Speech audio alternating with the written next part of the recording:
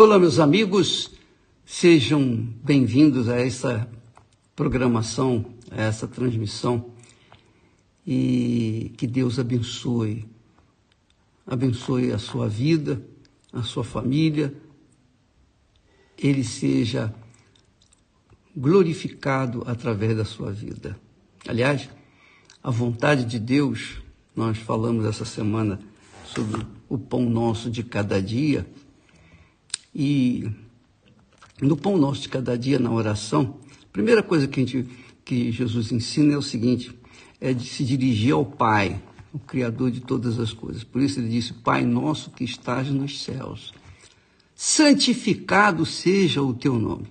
O que significa ser santificado? O que significa santificar o nome do Senhor Jesus? Como que nós podemos santificar o nome do Senhor? Como que a gente pode santificar? Como é que você pode santificar o nome do Senhor Jesus? Como é que o nome de Jesus pode ser santificado na sua vida? O que nós temos para dar para Ele que poderia exaltá-lo? Não tem nada, porque nós somos pobres, miseráveis, humanos, pó, barro. Não somos absolutamente nada. Mas, quando o Senhor Deus é o nosso Pai, então nós temos o direito, o dever de santificá-lo, glorificá-lo em nossas vidas. E como é que é santificar o nome do Senhor Jesus? Olha, eu estava falando com as flores, às vezes eu me pego falando com as flores, e junto, as flores que eu encontro lá em casa, em qualquer lugar, eu falo sozinho com elas. E eu disse, como vocês são lindas. Às vezes você pode não ter um perfume, mas não importa, a beleza de vocês é extraordinária. A beleza de vocês glorifica, santifica o Criador de vocês. E essa é a realidade. Uma flor, qualquer que seja a flor, ainda que seja a flor de um capim, mesmo que seja o capim, não importa. Tudo que Deus criou é perfeito.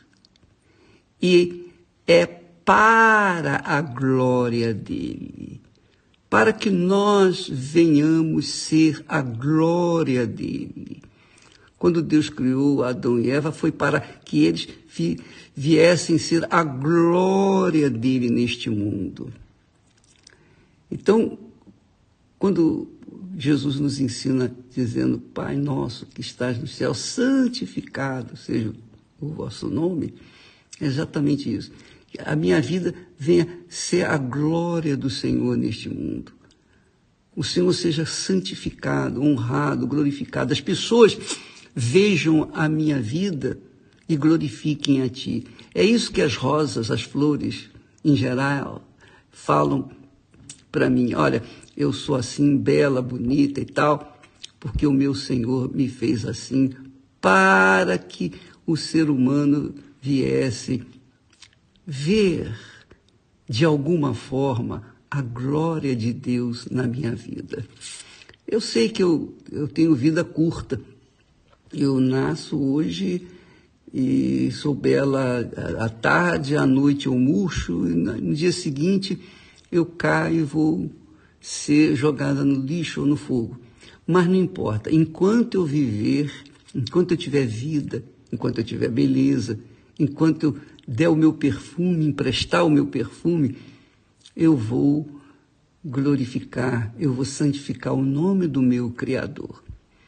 E é exatamente isso que acontece quando os pais que têm juízo, os pais que são de Deus, eles trabalham para que os seus filhos venham ser a glória deles neste mundo. E dão o melhor para os seus filhos, dão o melhor, querem que os seus filhos venham honrá-los de tal forma que as pessoas falem umas para as outras: olha, você viu fulano? É filho de quem? Poxa, é filho de seu fulano, de seu Beltrano e tal. Então, os pais são glorificados pelos filhos. Obviamente, nos dias atuais, os filhos são a vergonha dos pais, infelizmente. Normalmente, os filhos são a vergonha dos pais. Nem todos, claro, tem muitas exceções, mas na sua grande maioria, os filhos são a desonra dos pais. E por isso os filhos sofrem e muitos morrem prematuramente porque não honram os seus pais. A Bíblia diz, um dos mandamentos é: honrai pai e mãe para que se prolonguem seus dias na terra. Então, quando os filhos não honram os pais, então os filhos estão se amaldiçoando e muita gente morre cedo, prematuramente, por causa disso. Bem, mas isso é outro assunto. Não é isso que eu queria falar, não. Só queria que você soubesse que no ensinamento que Jesus nos faz, a ser a glória dele, ele seja santificado em nós, é para que você saiba aonde Deus quer que você chegue, que todos nós cheguemos. Ele viu que o homem caiu, pecou e o homem está destituído da glória de Deus, destituído, está fora da glória de Deus. Mas Jesus veio para restaurar esse ser humano. Ele veio para resgatar o ser humano.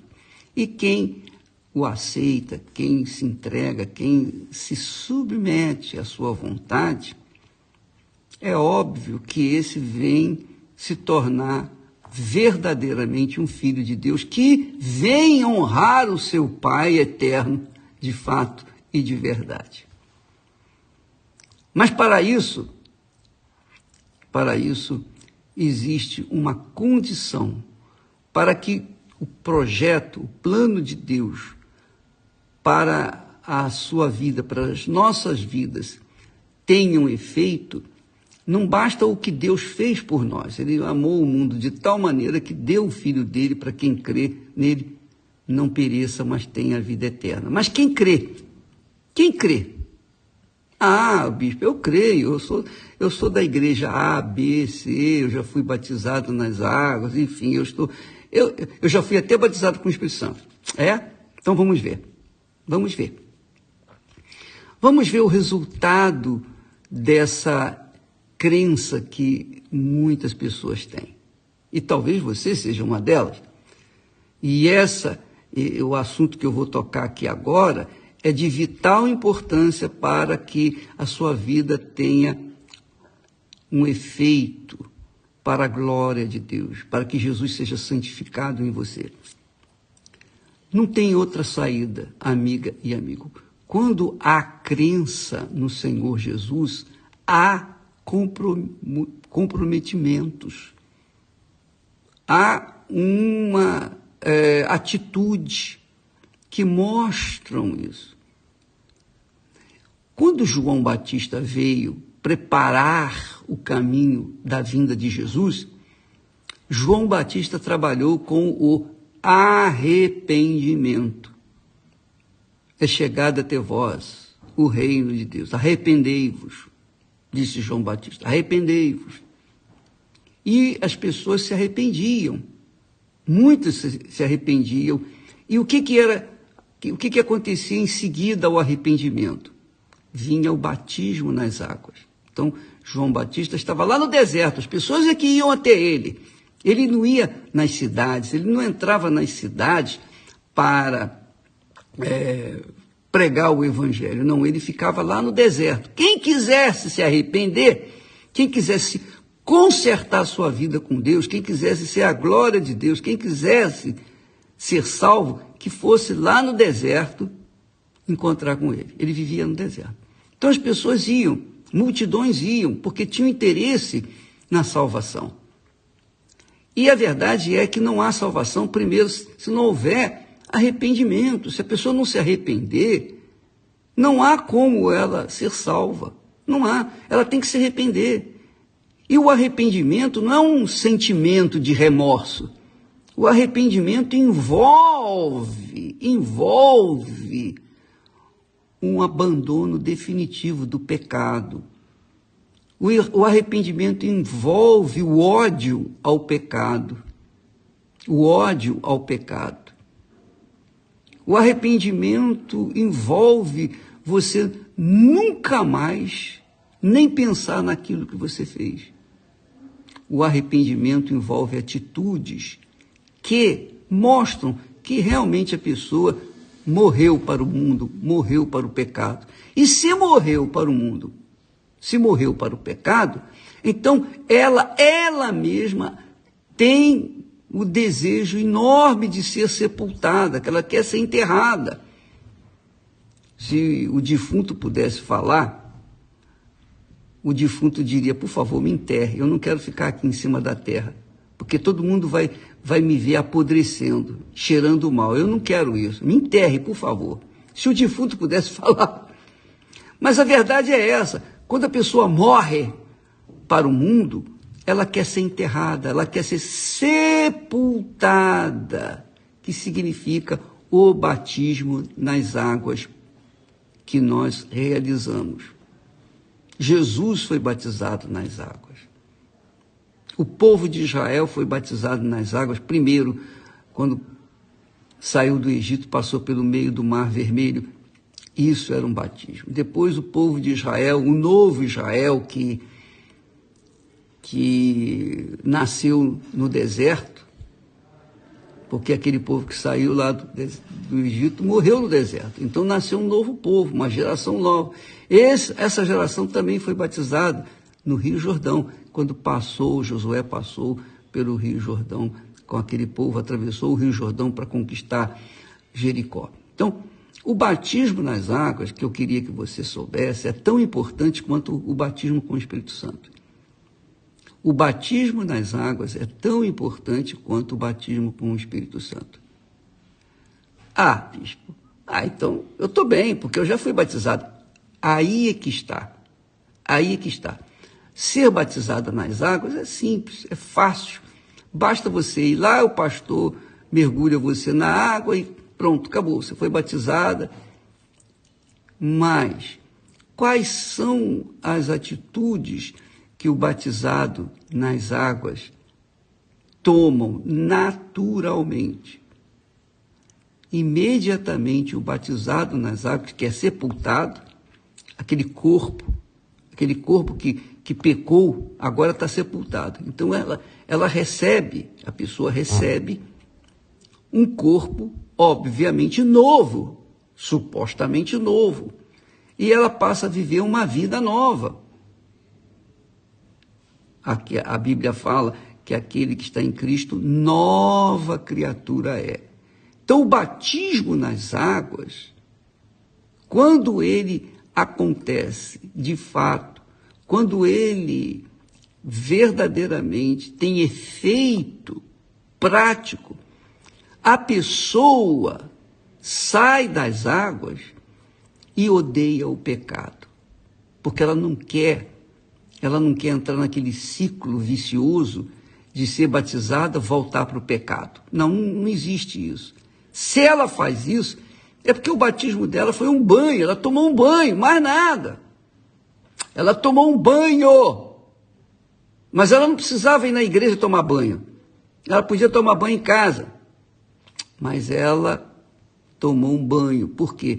Porque ela foi batizada nas águas, quer dizer, aquilo ela achava que era um batismo nas águas, mas não foi um batismo, porque ela simplesmente depois voltou ao pecado, voltou a viver no pecado, E por causa disso, essa criatura não recebe o batismo com o Espírito Santo. Por quê? Porque ela não se arrependeu. Quando a pessoa se arrepende de fato, de verdade, ela mesma tem interesse em ser batizada, como aconteceu na época de João Batista. As pessoas iam lá onde estava João Batista, no deserto, lá no Rio Jordão, para serem batizadas, porque elas estavam compungidas, contritas, sinceras. Elas queriam uma vida nova, elas queriam um relacionamento com Deus íntimo, elas tinham temor para com Deus e elas queriam viver de acordo com a palavra de Deus. Jesus, quando voltou do deserto da tentação, a primeira coisa que Jesus fez foi pregar o arrependimento. Ele disse: arrependei-vos. Jesus falando para os seus seguidores naquela altura. Então, o arrependimento, quando é sincero, a própria pessoa quer sepultar o seu corpo, o corpo que comete o pecado. Ela quer sepultar para que ele não fique apodrecendo na terra e cheirando mal, como é o caso de muitos crentes que vivem no pecado, mas vão nas igrejas, aos domingos, por exemplo, e pagam seus votos com Deus. Eu cometo pecado, mas domingo eu resolvo o meu problema, eu dou lá minha oferta, eu faço as minhas orações, eu faço lá o meu jejum, vou na igreja, oro. Ela pensa que isso é suficiente, ela pensa que Deus é bobo, ela pensa que Deus é homem, que pode ser enganado. Deus conhece os sinceros, os verdadeiros. Ele sabe separar os verdadeiros dos falsos. Então, por isso que você vê nas igrejas evangélicas, por exemplo, no geral, muitos crentes falidos, que estão carecas de falar, cansados de falar: o Senhor é meu pastor, nada me faltará. Mas está faltando tudo, porque o Senhor não é o pastor delas. Essa é a realidade. Essa é a pura realidade. Essas pessoas são fingidas. Ao invés delas glorificarem a Deus, ao invés delas santificarem o nome do Senhor Jesus, elas envergonham o nome do Senhor Jesus, porque as pessoas amigas delas, o sujeito que dorme com ela, que tem casos com ela, o amante, a amante, as pessoas que sabem da vida desregrada que ela vive, vão dizer: ela é crente também, ela diz que é crente, ela vai na igreja e tal. Quer dizer, ela envergonha o nome do Senhor Jesus. Você que está me assistindo agora, eu sei que o discurso que eu trago sempre, nem sempre agrada, mas eu estou um pouco me incomodando. Eu não estou aqui para agradar A ou B, eu estou aqui para falar o que Deus coloca para que eu fale para você. Eu estou aqui para dar o pão nosso de cada dia àqueles que são sinceros, aqueles que talvez estejam vivendo no pecado, mas estão vivendo no pecado porque não sabem, eles não têm conhecimento. Minha amiga, meu amigo, o ir na igreja, o ser religioso, mesmo que seja Igreja Universal do Reino de Deus, não significa que você é salva, necessariamente, porque Deus vê o coração. Quando uma pessoa tem um sincero arrependimento, um verdadeiro arrependimento, não remorso. Judas Iscariotes ficou com remorso de ter traído Jesus, mas isso não resolveu nada, porque depois ele foi e suicidou, quer dizer, cometeu um ato ainda pior e se matou e foi para o inferno, está lá no inferno. Então, você que está me assistindo nesse momento tem que saber o seguinte: o arrependimento é a porta de entrada no reino dos céus. É chegado até vós o reino de Deus. E o reino de Deus não aceita sujos, não aceita hipócritas, não aceita mentirosos, não aceita adúlteros, ladrões. O reino de Deus não aceita pessoas que dormem com outros, tenham relações sexuais fora do seu casamento. O nascido de Deus, o que glorifica a Deus, vive uma vida regrada, limitada à palavra de Deus. Ela não sai dali. Erra, eu sei que é, todos nós erramos, todos nós falhamos. Isso não tenho dúvida. Mas nós não vivemos no erro. Aí é que está a diferença do pecado. Você pode estar, por exemplo, você cometeu um erro, você cometeu um pecado. Você cometeu um pecado, mas você, puxa vida, meu Deus, me perdoe, me perdoe. Eu também cometi pecados. E às vezes cometo pecados, às vezes sem querer cometê-los. Mas, quando a consciência acusa, imediatamente a gente vai se consertar com Deus, porque a gente já morreu para esse mundo. E a gente tem o direito de chegar e orar ao Pai Nosso e dizer: Pai, perdoa-nos os pecados como nós perdoamos aos nossos devedores. Jesus ensinou a oração do Pai Nosso justamente para isso, para a pessoa resolver os seus problemas de pecadinhos ou pecadões que ela cometeu. Deus nos dá esse privilégio de consertar-nos com Ele. Davi caiu no pecado. Ele colheu os frutos, mas foi perdoado porque ele se arrependeu de verdade. Já Saul, o rei Saul, caiu em tentação, mas não se arrependeu. Ele não se arrependeu e acabou a sua vida se matando também, como Judas Iscariotes. Então, você verifica, amiga e amigo, que na Bíblia nós temos exemplos práticos do que significa pecar ou viver no pecado. Nós trataremos desse assunto no decorrer dessa semana. Mas eu quero que você saiba que quando há sincero arrependimento, a própria pessoa quer se batizar nas águas. A própria pessoa quer se batizar. Ela vai em busca disso. E quando ela é batizada, ela sai das águas para viver em novidade de vida. Aí sim, ela vive em novidade de vida, ela vive longe do pecado. Por quê? Porque ela se arrependeu. Ela vira as costas para o pecado, ela vira as costas para aquelas más amizades. Muito interessante. Eu estava numa determinada época da minha vida, quando eu estava na faculdade, à noite, tinha aquelas jovens, a gente tinha conhecimento e tal, e já naquele tempo, elas já cerceavam a gente. E para que eu mantivesse a minha fé, eu tive que fugir delas. Tinha que fugir. É isso mesmo. Eu fui covarde. Eu fugi.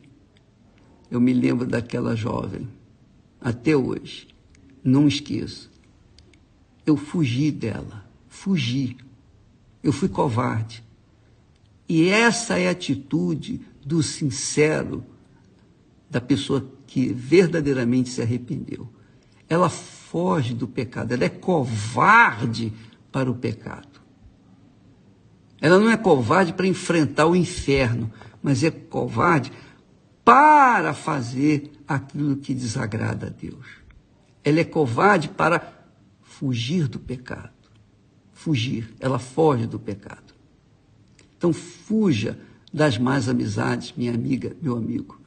Talvez você venha reincidindo no pecado porque você não tem sido covarde para com o pecado. Você tem que ser covarde para o pecado, sabia? A gente tem que ser covarde para o pecado. E eu sou covarde para o pecado. Mesmo assim, a gente falha, a gente erra, porque a gente é humano. Mas, graças a Deus, o pão nosso de cada dia resolve esses problemas. Porque na sinceridade, meu Deus, perdoa os meus pecados. Às vezes eu cometo pecados que eu nem sei que eu tinha, nem sabia que tinha cometido, mas eu peço perdão. Então, todos os dias a gente zera a nossa conta com Deus.